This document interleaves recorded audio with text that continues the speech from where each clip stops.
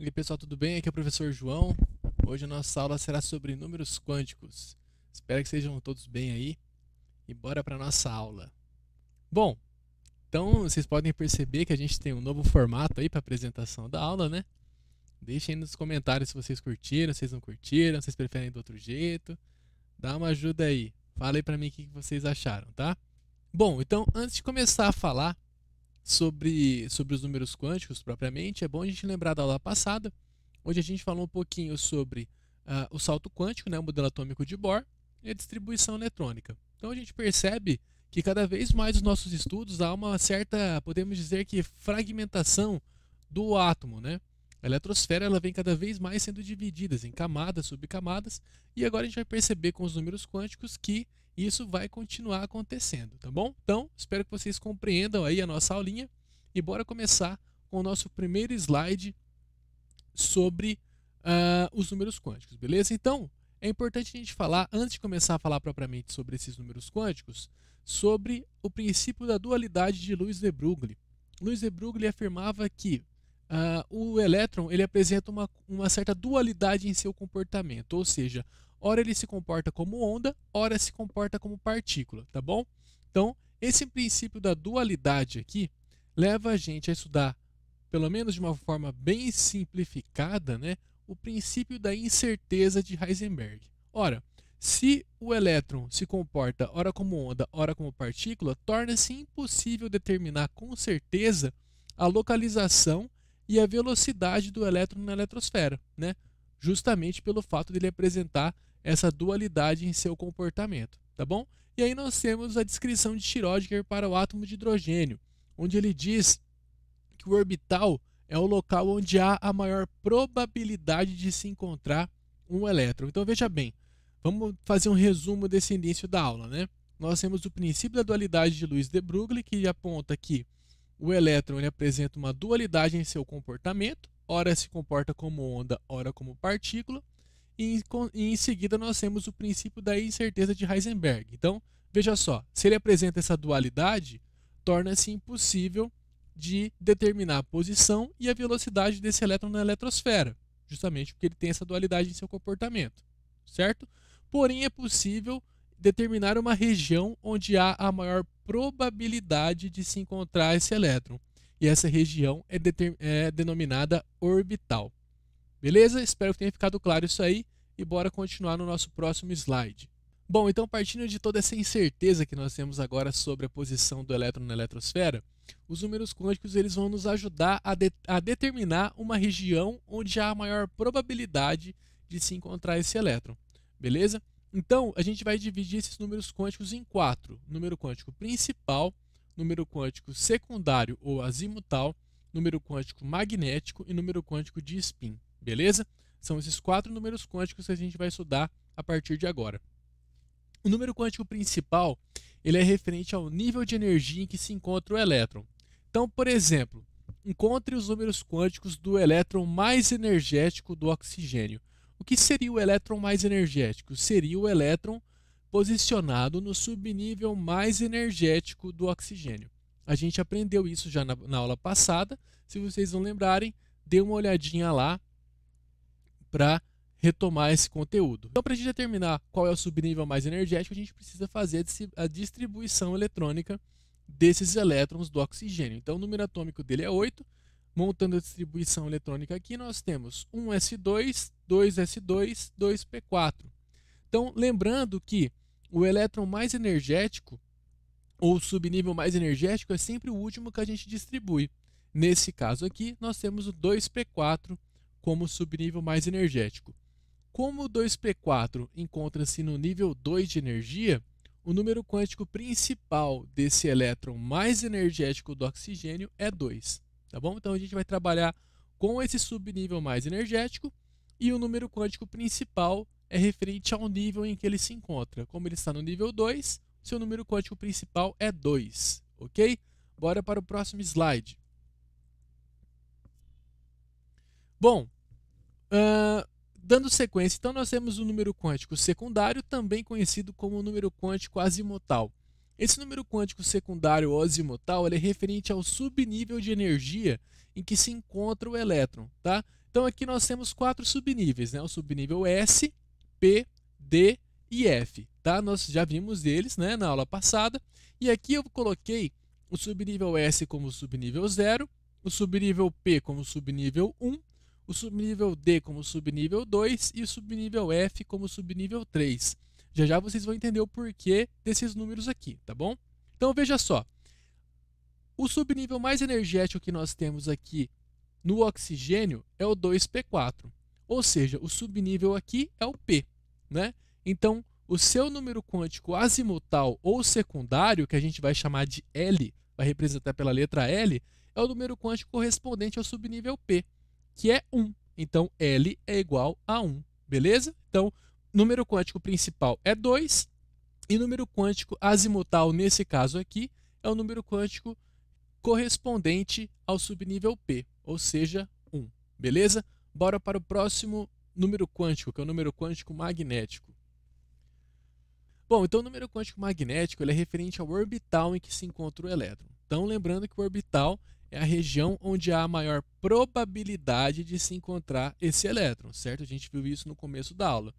E é importante destacar o seguinte, que em cada orbital, ou seja, em cada região dessas, é possível encontrar no máximo 2 elétrons. E esses elétrons estão girando em spins opostos, ou seja, um gira no sentido horário, nessa região, e o outro elétron girando no sentido anti-horário, tá? Então, 2 elétrons em cada região girando em sentidos opostos, ok? Então, veja só, o subnível S é um subnível que apresenta no máximo 2 elétrons, ok? Então, veja bem, se em cada orbital é possível encontrar no máximo 2 elétrons, o subnível S tem apenas um orbital, tá bom? O subnível P, ele apresenta no máximo 6 elétrons, beleza? Ou seja, se em cada orbital é possível encontrar no máximo 2 elétrons, o subnível P apresenta no máximo 3 orbitais, tá bom? Percebam que a gente está trabalhando com orbital, né? A gente está colocando hipoteticamente aqui um orbital como se fosse um quadradinho, tá bom? Mas é só uma forma de representar mesmo. O subnível D, ele tem no máximo 10 elétrons. Opa, aqui, apontou 10 elétrons, não é? Então, se ele tem 10 elétrons e em cada orbital nós podemos encontrar no máximo 2 elétrons, né? O subnível D, teoricamente, tem 5 regiões, né? 5 orbitais, ok? E o subnível F, ele apresenta no máximo 14 elétrons. Se em cada orbital nós podemos encontrar no máximo 2 elétrons, esse subnível F apresenta 7 orbitais, beleza? Então veja só, o subnível S é o subnível 0, então esse orbital aqui a gente vai chamar de 0, tá? O subnível P é o subnível 1, por quê? Porque ele apresenta orbitais que vão de -1 até +1, -1, 0, +1. O subnível D é o subnível de número quântico secundário igual a 2. Por quê? Porque ele apresenta orbitais que vão de -2 até +2. Então, -2, -1, 0, +1, +2. O subnível F, ele apresenta número quântico secundário igual a 3. Por quê? Porque ele apresenta orbitais que vão de -3 até +3. Tá bom? Então, essa é a nossa ideia aqui. Belezinha? Bora continuar para a gente terminar esse exemplo que fica mais fácil de entender quando a gente aplica, tá bom? Bom, então como que a gente vai distribuir os elétrons desses orbitais? A gente vai aplicar a conhecida regra de Rand, tá bom? A regra de Rand ela diz que quanto maior o número de elétrons com spins paralelos no mesmo orbital incompleto, menor a sua energia. O que isso significa? Traduz aí para mim, João. Vou traduzir, bora lá. Então assim, ó, quando você tem 2 elétrons de uma mesma região, ou seja, um mesmo orbital, esses elétrons estão girando em spins contrários, ou seja, um no sentido horário e outro no sentido anti-horário. A questão é que os elétrons apresentam carga negativa, ou seja, se eu tenho 2 elétrons de uma mesma região, eles terão uma força de repulsão, porque eles apresentam cargas iguais, beleza? Então é necessário o que a gente chama de energia de emparelhamento, que é uma energia para manter esses 2 elétrons nesse orbital. Então, quando eu tenho um orbital com 2 elétrons, esse orbital ele é mais instável do que quando esse orbital está incompleto, ou seja, quando esse orbital tem um elétron só, tá? E aí, os orbitais com 2 elétrons, nós vamos dizer que esse orbital apresenta elétrons emparelhados, enquanto que orbitais que apresentam apenas um elétron apresentam um elétron desemparelhado. Essa vai ser a nomenclatura que a gente vai utilizar. Ou seja, orbital com um elétron desemparelhado é mais estável que orbital com um elétron emparelhado, tá bom? E aí vocês vão perceber que quando a gente for aplicar a regra de Rand, a gente vai sempre tentar distribuir os elétrons dentro dos orbitais da forma mais estável possível, ou seja, a gente vai tentar deixar esses orbitais da forma mais incompleta possível, tá bom? Vamos fazer um exemplo para ver se fica mais claro, ok? Bora lá. Então, ó, aplicação da regra de Rand. A gente quer descobrir então agora o número quântico magnético do elétron mais energético do oxigênio, que é o mesmo elemento químico que a gente já vem trabalhando. Então aqui nós temos o oxigênio, 1s2, 2s2, 2p4, e a gente está trabalhando justamente com esse subnível aqui, que é o 2p4, tá bom? Então vamos lá, vamos resolver essa questão. O elétron mais energético do oxigênio ele encontra-se no subnível P, a gente já fez essa distribuição eletrônica, né? E o subnível P, a gente já viu lá atrás, né, que é o subnível de número quântico secundário igual a 1, ou seja, ele apresenta orbitais que vão de menos 1 até mais 1. E aí nós temos, vamos voltar ali, ó, nós temos um 2p4, ou seja, a gente vai ter que distribuir 4 elétrons nesses orbitais aqui. Então nós temos orbitais que vão de menos 1 até mais 1, menos 1 até mais 1. Então nós teríamos basicamente duas possibilidades. Ou essa primeira aqui, que a gente vai completando, ó, um para baixo, um para cima, um para baixo, um para cima, que representaria o sentido deles, né? Um no sentido horário, outro no anti-horário. Um no sentido horário, outro no anti-horário, tá? E no segundo nós temos a aplicação do que a gente chama de regra de Rand, onde aqui nós vamos efetuar uma distribuição que nos dê a forma mais estável possível desses orbitais. E a forma mais estável é apresentando o maior número de orbitais com elétrons desemparelhados, ou seja, maior número de orbitais incompletos.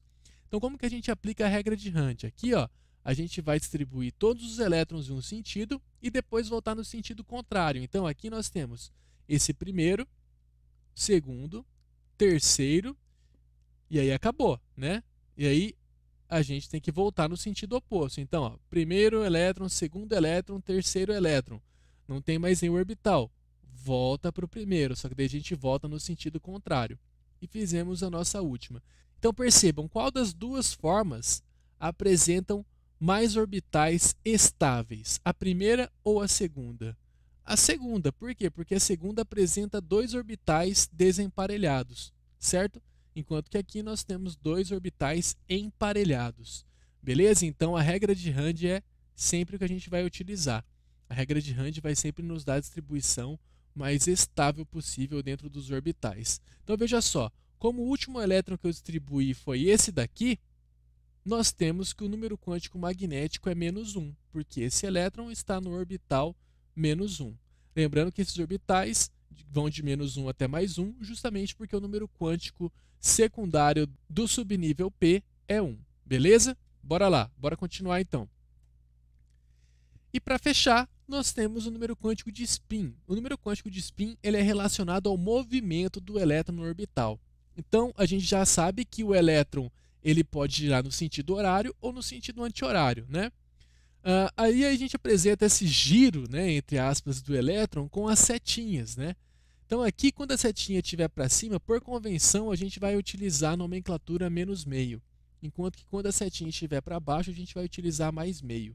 Existem materiais que usam o contrário, tá? Até porque não há uma definição muito clara sobre qual utilizar. Mas a gente vai adotar essa daqui nas nossas aulas. Para cima, menos meio, para baixo, mais meio. Então vamos lá, vamos voltar. Esse último elétron que eu distribuí aqui, ele está para baixo. Então, se ele está para baixo, né, a gente colocou a direção dele para baixo, então ele vai ter o número quântico de spin igual a mais meio. Beleza? Então, vamos lá para os nossos exercícios. Olha que animaçãozinha. Bora lá. Bom, então o exercício 1, ele fala o seguinte: para os elétrons do átomo de nitrogênio, número atômico igual a 7, a distribuição correta no estado fundamental é... Então nós fizemos aqui a distribuição eletrônica dos 7 elétrons do nitrogênio, ficou 1s2, 2s2 e 2p3, né?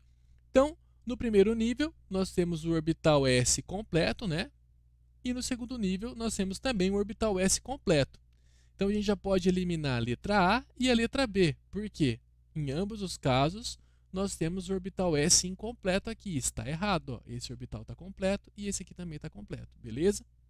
Então, aqui está errado. Ficamos entre a C, a D e a E. E aí entra o nosso subnível mais energético, que é o subnível 2p3. Tá? Então, vamos lá. Então, só para treinar aqui, né? O número quântico principal dele seria 2, né? O número quântico azimutal dele é 1, por quê? Porque o subnível P tem número quântico igual a 1, né? E aí, consequentemente, se ele tem número quântico igual a 1, ele vai de menos 1 até mais 1, tá bom? E aí, veja bem, a gente tem que distribuir 3 elétrons, e aí a gente tem que aplicar a regra de Rand. Então, a gente vai distribuir todos os elétrons em um sentido e depois voltar no sentido contrário, se preciso. Então, primeiro, segundo, terceiro elétron. Não tem mais nenhum, né? Só tem um P3 aqui no caso. Então, o último elétron caiu aqui, né? E esse último elétron está no orbital mais 1, tá bom? Então, o que a gente tem aqui seriam 3 orbitais desemparelhados, beleza? E o elétron mais energético no orbital mais 1, tá bom? Então, vamos ver entre a C, a D e a E, qual é a que está correta. A letra C está incorreta. Por que ela está incorreta? No orbital 1s tudo bem, está certo. No 2s tudo bem, está certo. Mas no 3 está incorreto. Por quê? Porque ele não seguiu a regra de Rand. Ou seja, ele não apresentou o maior número de orbitais com elétrons desemparelhados possível. A gente percebe aqui que os 3 elétrons vão ficar cada um em um orbital para seguir a regrinha de Rand. Beleza? Então essa aqui está errada. A D também está errada, mas não está errada no subnível 2p. Aqui está tudo certo. Só que olha só, aqui no subnível 2s, nós temos um orbital com 2 elétrons no mesmo sentido. E a gente sabe que os orbitais eles estão sempre girando em sentidos opostos, que são representados pela seta. Então teria que ter um para cima e um para baixo, já que esse orbital está completo, tá bom? E a letra E está certa, né? O orbital 1s aqui está certinho, 2s também está certinho, e o P nós temos um elétron em cada orbital. Belezura? Então espero que tenha ficado claro esse exercício aí e bora para o próximo. Bom, o exercício 2 é um exercício da Mackenzie que diz o seguinte: os valores dos números quânticos principal, secundário, magnético e de spin para o elétron de maior energia do boro, que tem número atômico 5, são respectivamente. Então veja só, aqui a gente teve que fazer a distribuição eletrônica, como sempre nós temos que fazer a distribuição eletrônica, né? 1s2, 2s2 e 2p1, e a gente vai trabalhar justamente com o elétron do subnível mais energético, que é o 2p1. Então aqui n igual a 2, por que n igual a 2? Porque o elétron está no nível 2 de energia. O L vai ser igual a 1. Por que L igual a 1? Porque esse elétron está no subnível P, tá bom? E o subnível P apresenta número quântico azimutal ou secundário, no caso, igual a 1. Então, se ele apresenta número quântico igual a 1, significa que ele tem orbitais que vão de menos 1 até mais 1, tá bom? Então, menos 1, 0, mais 1. Ele tem 3 orbitais aqui. Só que aqui ele só tem um elétron para ser distribuído, então só vem esse elétron aqui, ó, que é menos 1. Que é menos 1 não, né? Que está no orbital menos 1. Beleza? Então, número quântico principal 2, número quântico secundário 1, ou azimutal, né? E número quântico magnético menos 1. Por quê? Porque ele só tem um elétron que está no primeiro orbital aqui. O seu número quântico de spin, ele está para cima, então o número quântico de spin é menos meio. Então, 2, 1, menos 1 e menos meio. Vamos ver ali qual que se enquadra. 2, 2 está errado. 2, 2 está errado. 2, 1, menos meio. Resposta certa, letra D. Tá bom? Vamos para o exercício 3 e o último da nossa aula. Então, o exercício 3, né? nós temos ali, conforme as regras que regulam os valores dos números quânticos, qual dos seguintes conjuntos é possível? Então, na letra A, nós temos o número quântico principal igual a 2, número quântico secundário igual a 0, número quântico magnético igual a mais 2 e número quântico de spin igual a mais meio, tá? Aqui, o número quântico principal e secundário, tudo bem. Por quê? Porque a segunda camada ela apresenta no máximo 8 elétrons, ou seja, ela apresenta dois subníveis, o S e o P, né? O S com 2 elétrons e o P com 6, totalizando os 8 elétrons. Então, é possível, sim, nós termos esse conjunto de números quânticos principal e secundário. O problema está no magnético. Por quê? Porque o número quântico secundário igual a 0, ele só vai apresentar o número quântico magnético 0. É só relembrar lá o seguinte, ó, se o número quântico secundário é igual a 1, significa o quê? Que ele apresenta orbitais que vão de menos 1 até mais 1.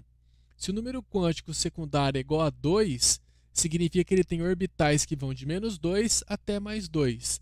Se o número quântico secundário é igual a 3, ele tem orbitais que vão de menos 3 até mais 3, tá bom? E o número quântico secundário 0, ele só tem o orbital 0, tá? Então, aqui está errado, né? Esse conjunto aqui, consequentemente, também está errado.